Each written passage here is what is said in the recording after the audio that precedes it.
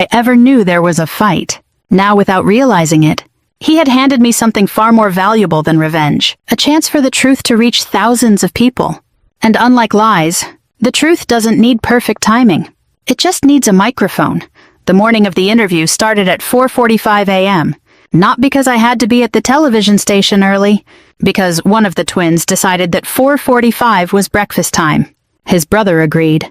By 6 o'clock, both boys were fed, changed, and somehow wearing matching blue sweaters Martha had knitted for them. She stood in the kitchen smiling proudly. They look like little Navy recruits. They're Army babies, I corrected with a grin. She laughed.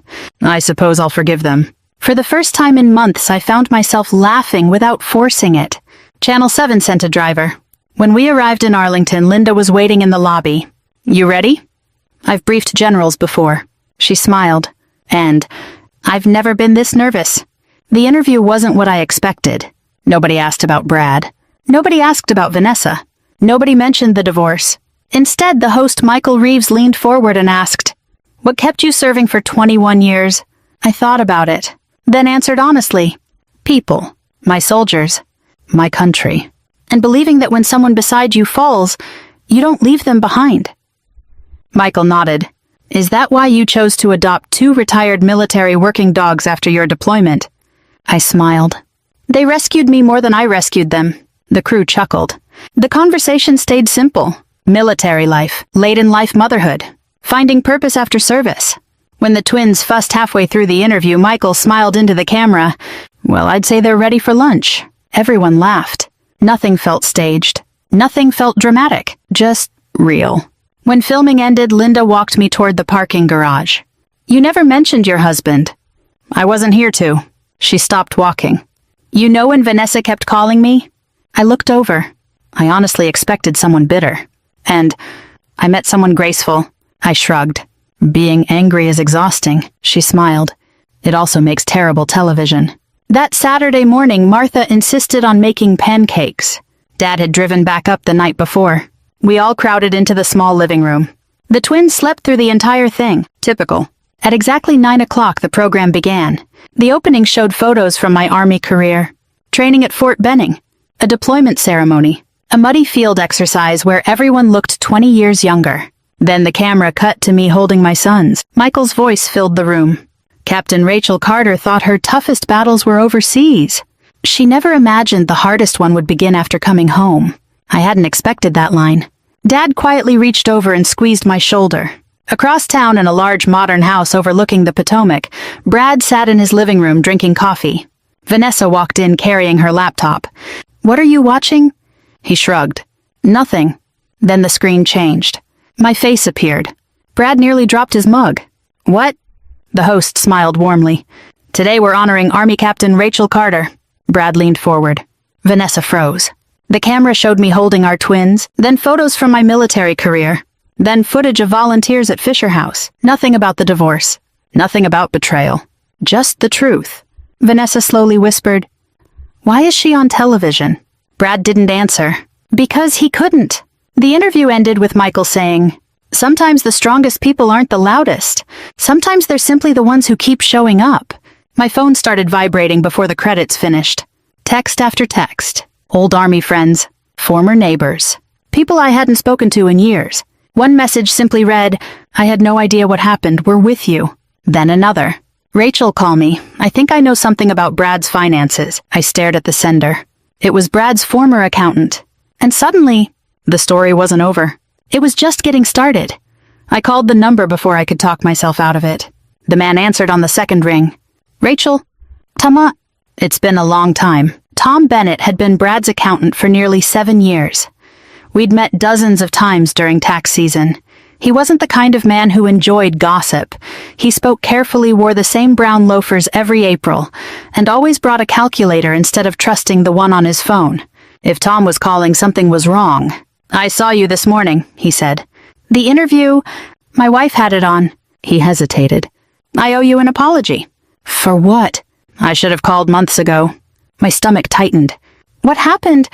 I can't explain everything over the phone." "Then explain what you can." Another pause. "I resigned from Brad's accounts 3 months ago." "Why?"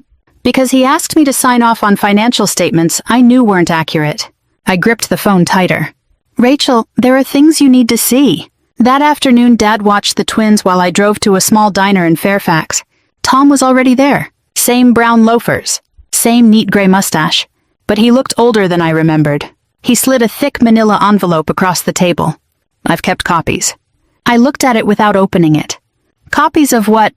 Everything I legally could. Inside were bank records, corporate expense reports, property tax filings, wire transfers. There were yellow sticky notes attached to several pages. Tom pointed to the first one. See this? A transfer of $82,400. Recipient: Holt Executive Consulting LLC. Brad listed that as a business consulting expense. But it wasn't. Tom gave me a tired smile.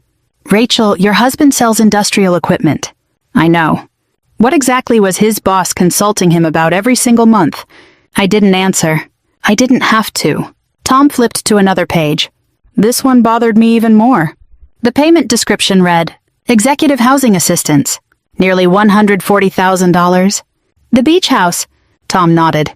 He used company funds to help buy it. Was that legal? Not if the board never approved it. I slowly looked up. You're telling me Brad wasn't just cheating on me? No. He may have been stealing from his employer, too. Tom folded his hands. I can't accuse him of a crime. But I can tell you the numbers don't make sense. For several seconds, neither of us spoke. Finally, I asked the question that had been haunting me for months. Did everyone know?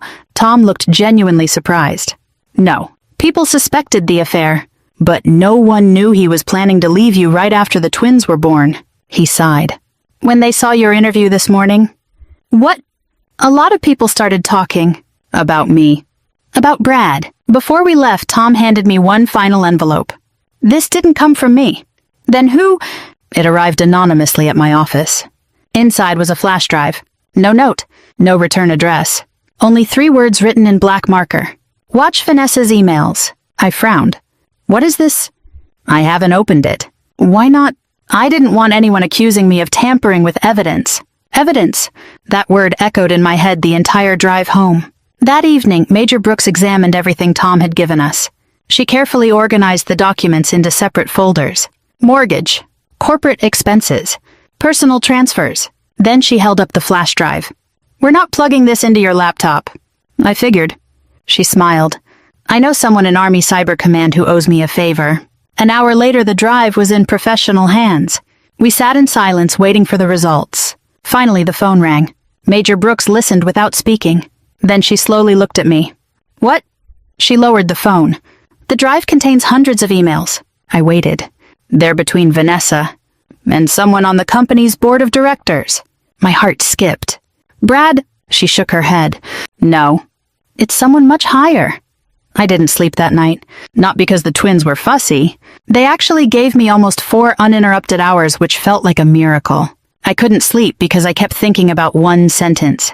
Someone much higher. At 8 the next morning, Major Brooks called. They finished reviewing the drive. I'm on my way. The cybersecurity office occupied a plain brick building at Fort Meade. Nothing about it looked dramatic. Fluorescent lights, gray carpet, government-issued desks. A civilian analyst named Kevin greeted us. The chain of custody is documented, he said. Everything we found is preserved. He projected the emails onto a large monitor. Hundreds of messages. Most were ordinary. Meeting schedules, budget approvals, travel plans. Then Kevin opened one thread. My stomach tightened. The sender was Vanessa. The recipient wasn't Brad. It was Richard Langford, chairman of the board. One email read, Brad will do whatever I tell him. He's desperate for the promotion. Another said, once his divorce is finalized, there won't be anything tying him down. I felt sick. Major Brooks remained calm. Keep going. Kevin clicked another message. This one attached financial projections. Vanessa had written, after the refinancing goes through, he'll have enough liquidity to invest in the Chesapeake project. I frowned. The refinancing, Kevin nodded. They were talking about your house. The room went quiet. I wasn't just looking at an affair anymore. I was looking at a plan. A very expensive one. Kevin pulled up another file. There are deleted emails. Can you recover them? We already did. He opened one. Richard Langford had written, make sure Rachel signs quickly. We don't need unnecessary complications. I stared at the screen. He knew about me. Major Brooks answered softly. He knew enough. Driving home, I kept replaying those words. We don't need unnecessary complications. That was me, not Rachel. Not Captain Carter. Not a wife. Not a mother. A complication. Oddly enough, hearing that made me stop feeling sorry for myself. Because once someone reduces you to an obstacle, you stop worrying about disappointing them. That afternoon, my phone rang again. It was Linda from Channel 7. You've become surprisingly popular. What happened? Our interview has nearly 1 million online views. 1 million. And we've received dozens of emails from veterans. She hesitated. One stood out. Why? It's from someone who worked at Brad's company. What did they say? Linda opened the email. They claim employees have been pressured to falsify expense reports for years. I leaned forward. Did they give a name? No. But they attached payroll records. By now I had mortgage documents, wire transfers, corporate expenses, recovered emails, anonymous payroll records. The puzzle pieces were finally fitting together. But I still had one problem. None of it mattered unless the people in charge were willing to listen. 2 days later, that opportunity arrived. Tom called. The company's annual shareholder meeting is Friday. So, the board has to answer questions publicly. I don't own stock. You do. I don't. You inherited 50 voting shares from your grandfather when the company went public. I blinked. I forgot. Brad was counting on that. I laughed for the first time in weeks. He forgot too. Friday morning I put on my Army service uniform. Not because I wanted attention. Because after 21 years it reminded me who I was before Brad convinced me I wasn't enough. Dad held one of the twins while I adjusted my jacket. You nervous? Terrified. He smiled. Good. Good. Courage isn't walking in without fear. It's walking in anyway. I kissed both boys on the forehead. Then I drove toward downtown Washington. For the first time since that snowy December afternoon, I wasn't walking away from something. I was walking toward it. The headquarters of Holt Industrial Systems sat just 3 blocks from the White House, a 20-story glass building I'd visited exactly twice during my marriage. Both times Brad had asked me not to wear my uniform. People here don't really understand military culture, he'd said. Standing in the lobby that Friday morning, I realized what he had really meant. He didn't want anyone comparing our lives. The receptionist looked up. Good morning. I smiled. I'm Rachel Carter. I'm here for the annual shareholders meeting. She searched the list. I don't see your name. Tom had warned me this might happen. I quietly slid my stock certificate across the counter. I believe these voting shares qualify me. Her expression changed immediately. One moment, ma'am. 5 minutes later, I walked into the boardroom. Nearly 80 shareholders filled the seats. Coffee cups, legal pads, expensive suits. At the front sat Richard Langford. Beside him, Vanessa. Brad. The moment Brad looked up, all the color drained from his face. He whispered something to Vanessa. She turned. Our eyes met. For just a second, she looked exactly the way I had looked months earlier. Completely unprepared. Richard cleared his throat. The meeting will now begin. Financial reports came first. Revenue, expansion plans, quarterly profits. I listened quietly. Tom sat 3 rows behind me. He never looked in my direction. Exactly as we had agreed. Then Richard announced, "We'll now take questions from shareholders." My hand went up. The room fell silent. Richard forced a smile. "Yes, Ms. Carter." I stood. "My question concerns executive expenses." Brad stared at the floor. Richard answered smoothly. "Our financial statements have been independently reviewed." "I'm sure they have." I picked up the first folder. "Can someone explain why company funds paid over $100,000 toward executive housing connected to Holt Executive Consulting?" Vanessa's smile disappeared. Richard adjusted his glasses. "I'm not familiar with the transaction." "I thought you might say that." I held up another document. "This transfer bears your approval." Murmurs spread across the room. Richard glanced toward the company's chief financial officer. The CFO slowly shook his head. He hadn't seen these documents before. I continued. "Next question." I placed another page on the projector. "This wire transfer lists consulting fees paid monthly to Ms. Vanessa Holt." Vanessa finally spoke. "My company provided legitimate services." I nodded. "Wonderful. Then I'm sure you can explain why those same payments coincided with personal purchases made by Mr. Brad Carter." Brad stood abruptly. "This is ridiculous." No, I said calmly. This is accounting. A few people laughed. Not loudly. Just enough to make Brad's face turn bright red. Richard tried to regain control. This meeting isn't the proper venue. It became the proper venue. I interrupted the moment company money started funding private relationships. The room erupted into whispers. Someone near the back quietly said, "Is this true?" Another shareholder raised his hand. "I'd like those documents entered into the record." Then another voice. "So would I." Within seconds, nearly half the room had their hands raised. Richard's confident smile was gone.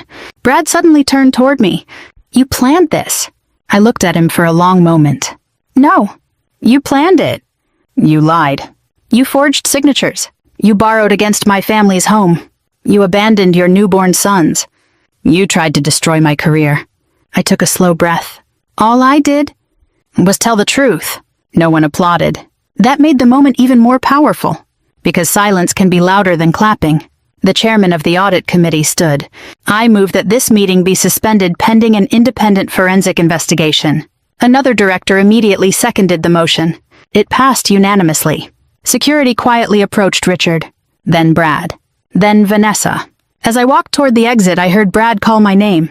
"Rachel." I didn't turn around. The last time I'd walked away from him, I had been carrying 2 newborn babies into a snowstorm. This time, I walked into warm spring sunshine, and I never looked back. 3 months later, I received a thick envelope from the U.S. Attorney's Office. I didn't open it right away. The twins, Ethan and Noah, had just learned to crawl, and at that moment they seemed far more interested in chasing each other across my father's living room than anything inside a government envelope. Dad laughed as Noah grabbed the family dog's tail. "Looks like we've got another troublemaker." "I think we have 2, I said. Life had become surprisingly ordinary, and after everything we'd lived through, ordinary felt like a gift. The investigation had taken nearly 4 months. Forensic accountants combed through years of financial records. The company's board hired an independent law firm. The county opened its own inquiry into the forged mortgage documents. One lie had led investigators to another, then another. Just like Dad predicted, Brad hadn't acted alone. Richard Langford resigned before the investigation was complete. Vanessa's consulting contracts were terminated within days. The company announced sweeping governance reforms and new financial oversight policies. As for Brad, he lost his executive position before spring was over. Several civil lawsuits followed. The mortgage refinancing was declared invalid because of the forged signatures, and the house legally reverted to the original ownership structure.